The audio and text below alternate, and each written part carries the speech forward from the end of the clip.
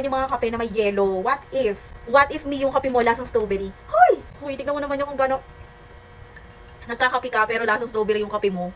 Ano ba naman ate? Naka-buy one take one pa rin ang ating Hickory Coffee on mocha flavor pati na rin strawberry flavor. Usually, di ba mga mi, pag nagkakape ka, nakakapagpapalpitate yan. Pero mga mi, pag uminom ka ng Hickory Coffee, Diyos ko. Pag uminom ka ng Hickory Coffee, mga mi ko, hindi mo mararanasan yung palpitate na yan. Diyos ko, ang mararanasan mo dito, fresh at glowing skin. Bakit?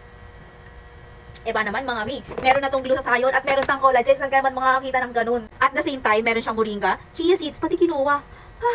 Pinagsama-sama na silang lahat. And yes mga mi, pwede po ang ating hickory drink sa mga breastfeeding mom, lactating moms, basta naka 6 months na si baby. Pwede din siya mga mi ko sa mga 16 years old pataas, sa mga acidic, at saka sa mga nagpipills. Ayaw mo naman ng coffee mga mi, meron din pala tayo dyan sa yellow basket, yung iced tea nila. Sobrang sarap nun, may collagen din at glutathione. Stay hydrated mga mima ko habang nagiging fresh ka at nagiging glowing ka everyday. Uy, i-check out nyo na habang naka-buy one take one pa ang ating Hickory Coffee. Go!